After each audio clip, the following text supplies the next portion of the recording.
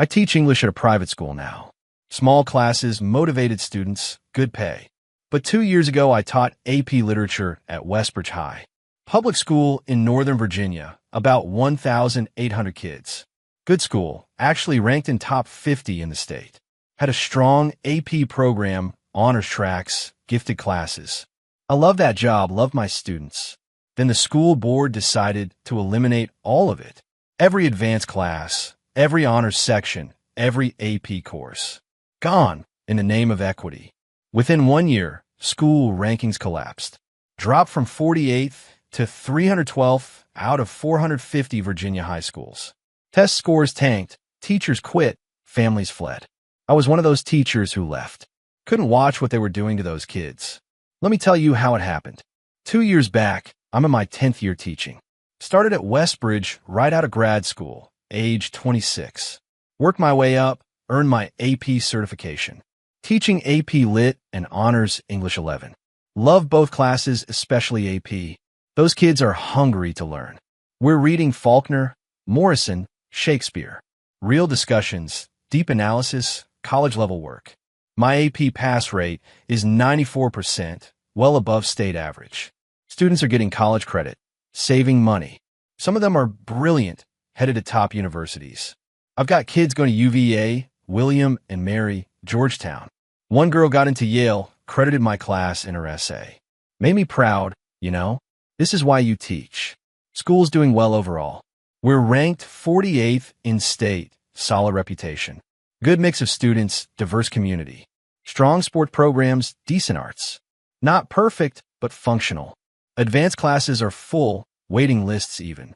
Parents move to our district for the schools. Property values reflect it.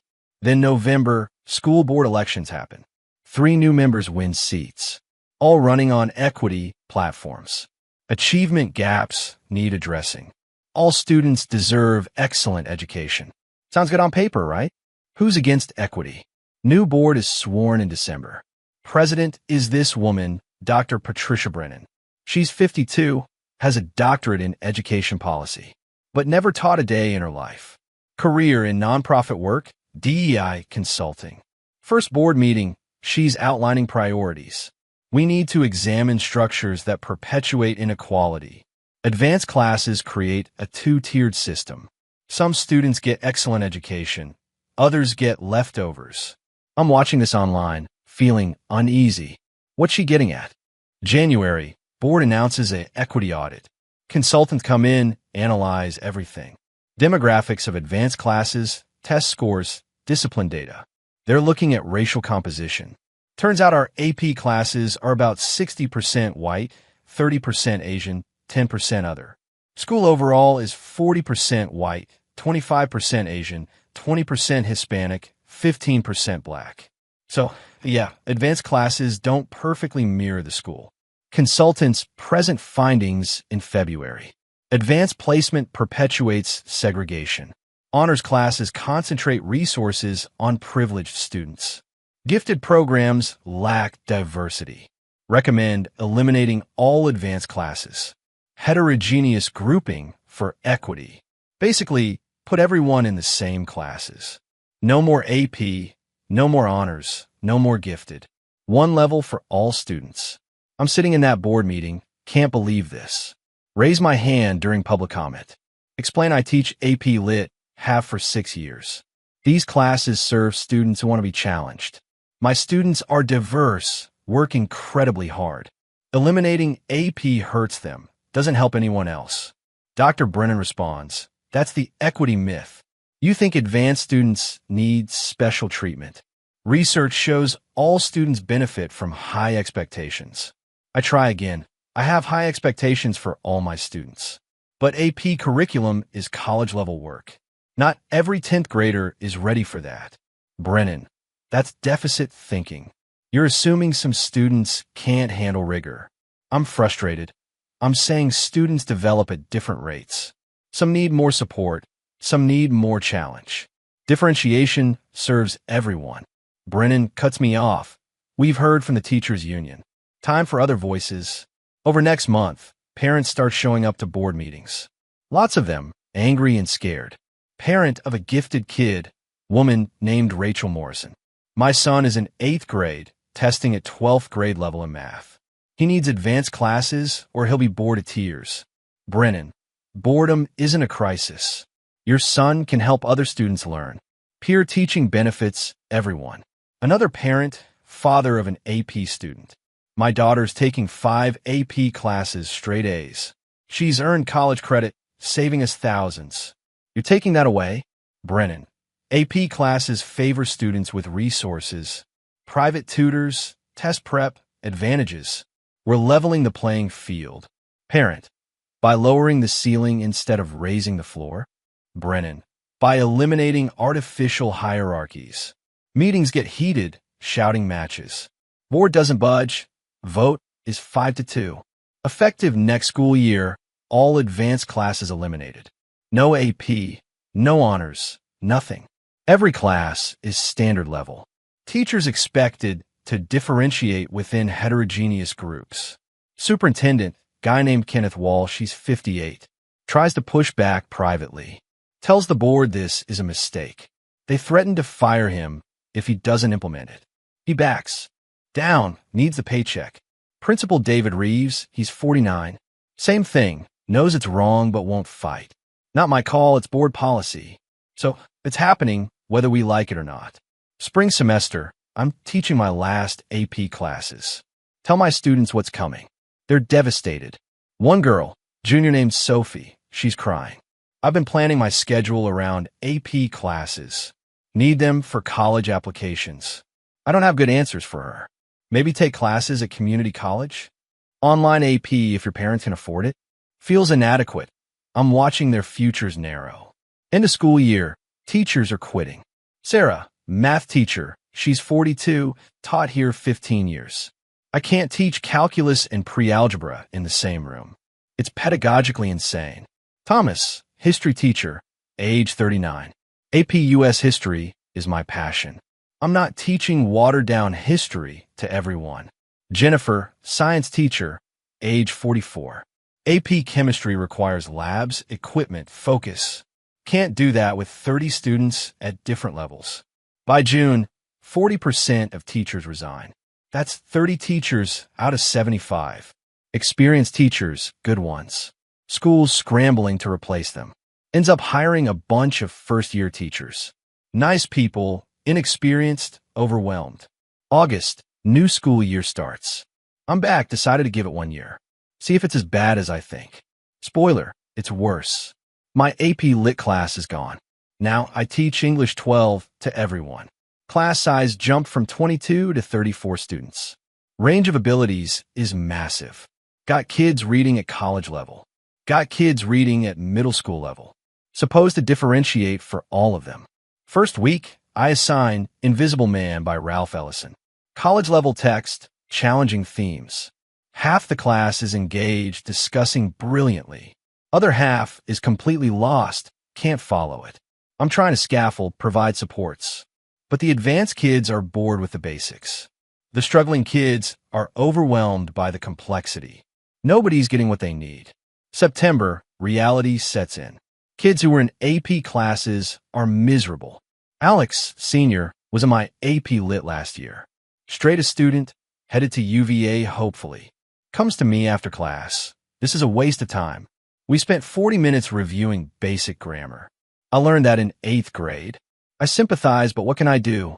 I have students who need that review. Alex, so I'm supposed to just sit there? Me. You can help other students. Alex looks at me like I'm crazy. I'm not a teacher. I'm a student. I need to learn too. He's right, obviously. But my hands are tied. Meanwhile, students who struggled before are struggling more. Used to be in standard classes with appropriate support. Now, they're in classes with college prep curriculum. Can't keep up, getting frustrated. One kid tells me, I feel dumb in here. Everyone else gets it, I don't. That breaks my heart. He's not dumb. He's just not ready for this level.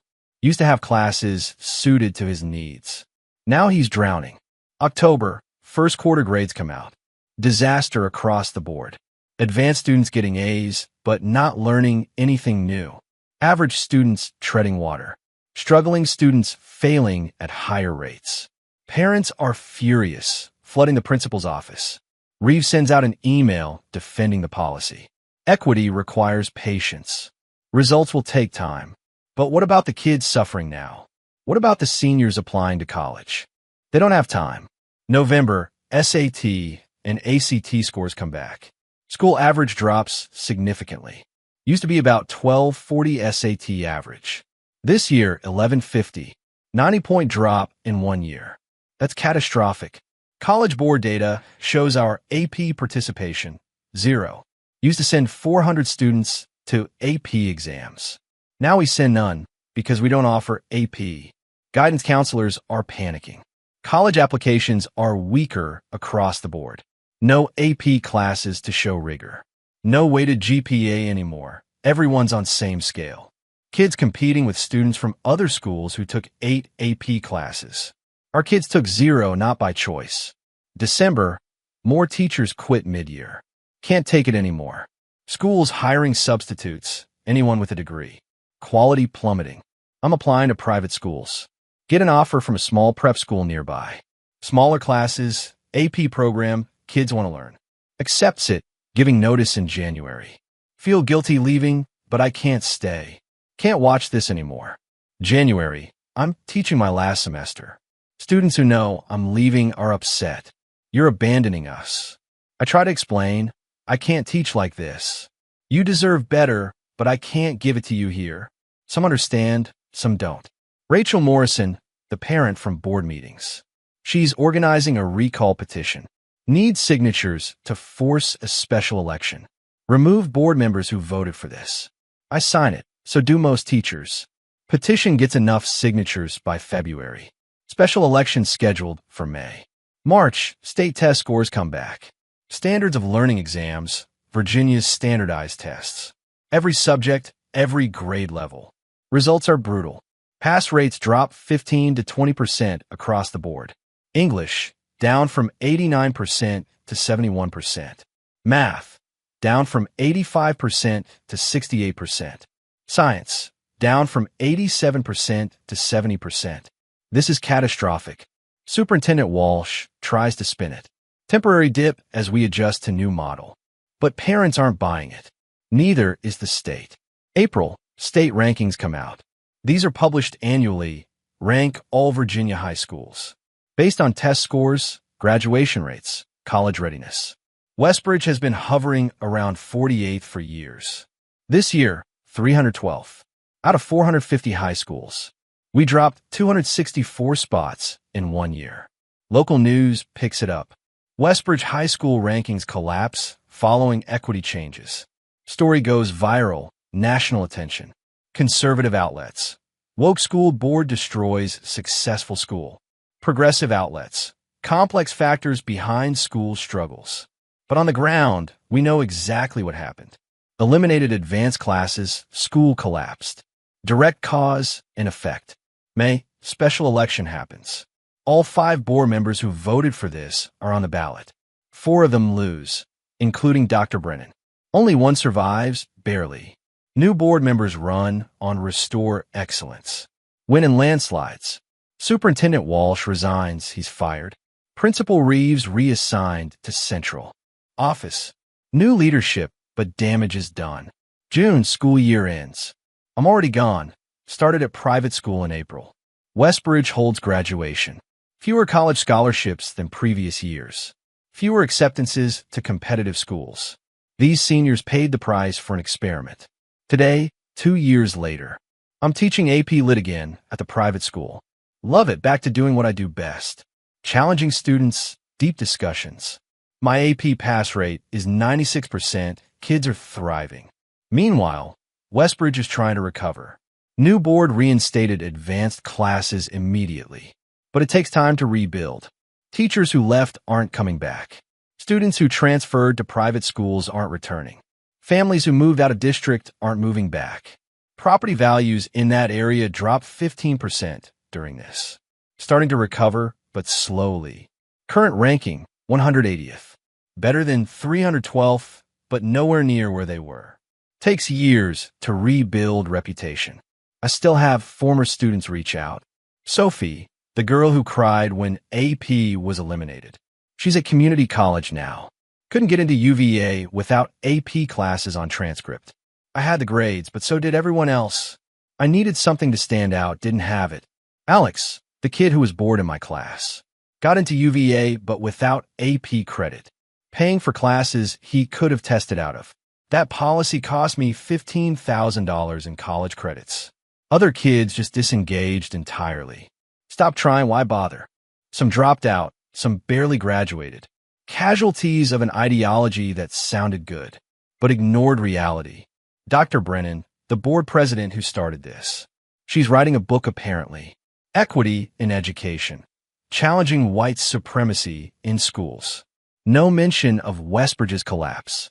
No acknowledgement of failure. Just more theory, more ideology. She got a job at a university, teaching education policy. Training the next generation of administrators.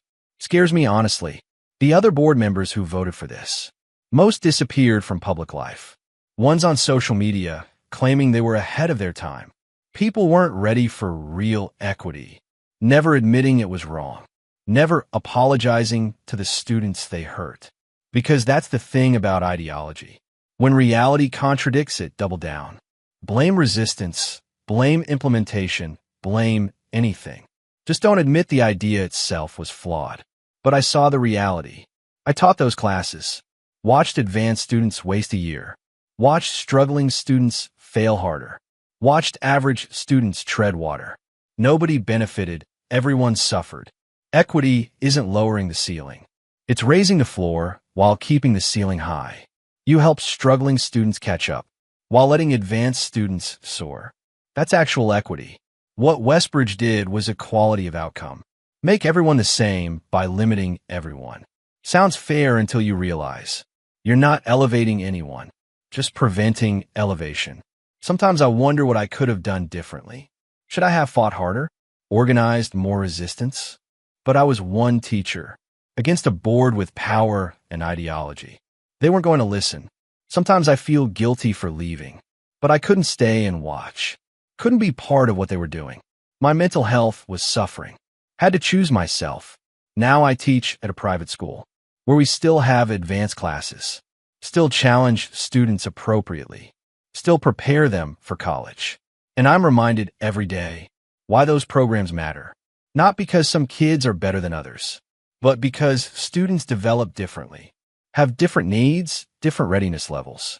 Good education meets students where they are and helps them grow from there. You can't do that with one size fits all.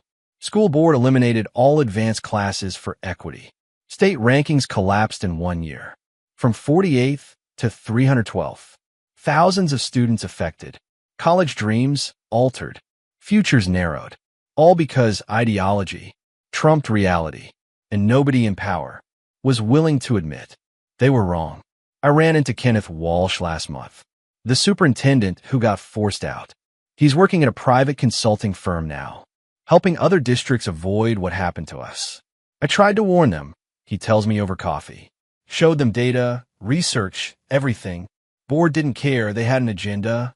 He looks tired, older than I remember. You know what haunts me? I didn't resign in protest. Should have quit publicly, made noise. Instead, I followed orders, tried to keep my job. Lost it anyway. I get it, we all made choices.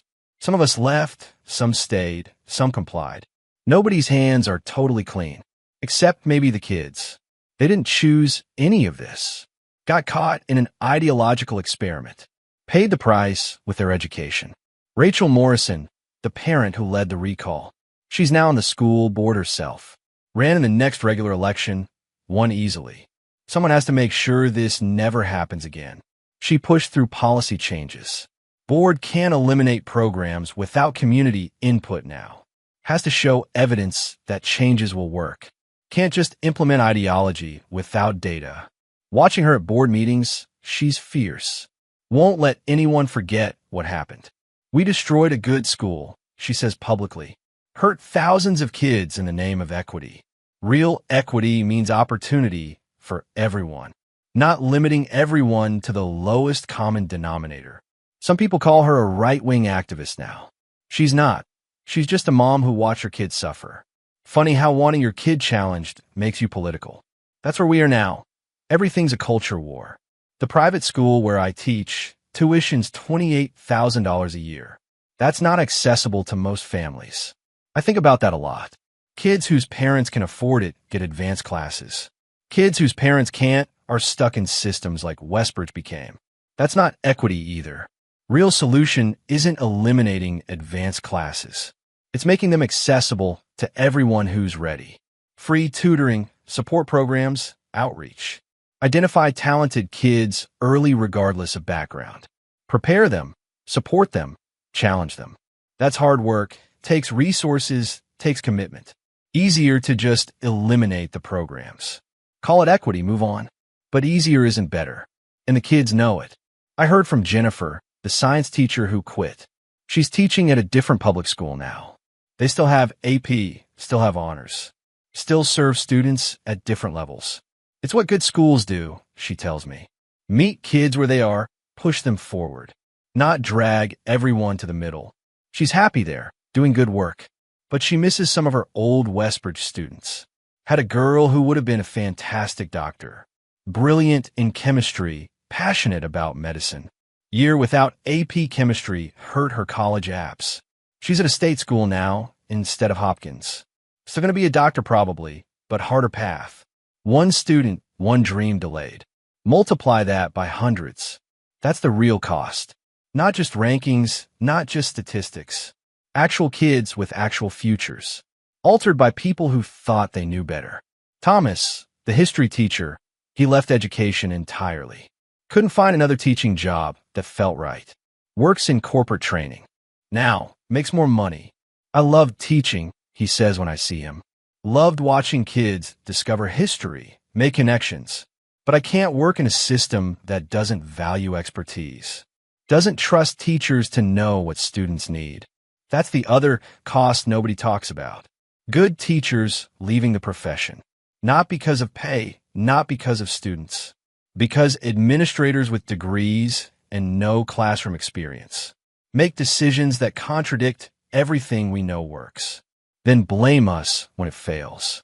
After a while, you just leave. Let them figure it out themselves. Westbridge's current principal, new guy named Robertson. He's 44, actually taught for 15 years before becoming admin. Doing good work, slowly rebuilding. It's like trying to repair a house while people are still living in it. Can't fix everything at once.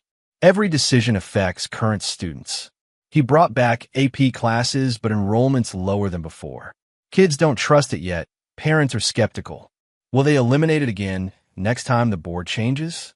Takes years to rebuild trust. Easy to destroy, hard to rebuild. That's true of schools like anything else. Right now, Westbridge offers 8 AP classes. Used to offer 18. Slowly adding more back as they hire qualified teachers. But those teachers have options. Why choose a school with this history when you could teach somewhere stable?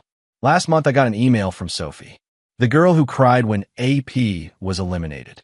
She's finishing up community college, transferring to VCU. Not where I wanted to be, she writes. But I'm making it work. Gonna be a teacher, actually. Figure I can help kids like me. Make sure they get what they need. That made me smile and broke my heart at the same time. She's gonna be a great teacher. Born from watching what happens when ideology trumps students. But she should be at UVA right now. Should have had the path she earned. Instead, she's taking the long way. Because adults failed her. And here's the thing that really gets me. Dr. Brennan, the board president who started all this. She's fine. She's thriving. Book deal, university position, speaking tours. Being celebrated in some circles as a visionary. Challenging educational inequality. Meanwhile, the kids she experimented on are dealing with the consequences. Delayed college plans, lost opportunities. Years they can't get back. She moved on, they're still stuck. That's how it works with ideologues.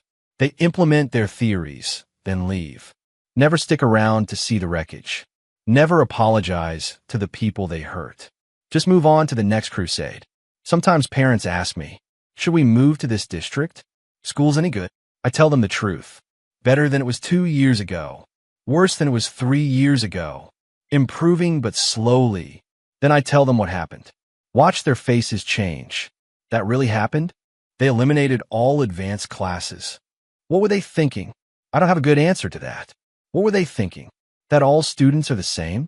That challenge is elitist? That preparing some kids for college somehow hurts other kids? None of it makes sense when you say it out loud.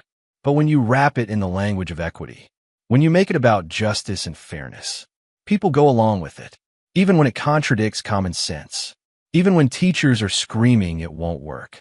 Ideology is a hell of a drug. I love teaching again. Private school, small classes, motivated students. AP Lit discussions that go deep. Kids reading Beloved and actually getting it. Writing essays that show real thinking. This is what education should be. But I think about Westbridge every day. Think about the kids still there, working with what's left. Try to rebuild something that should never have been broken. And I think about other districts, other school boards, other ideologues, wondering if they're watching what happened, learning from it, avoiding it, or planning to try the same thing. This time it'll work. We'll do it right. That's what scares me most. Not that it happened once, but that it'll happen again. Somewhere else, different kids. Same ideology, same refusal to admit failure, same adults who won't be around to deal with the consequences. School board eliminated all advanced classes for equity. State rankings collapsed in 1 year.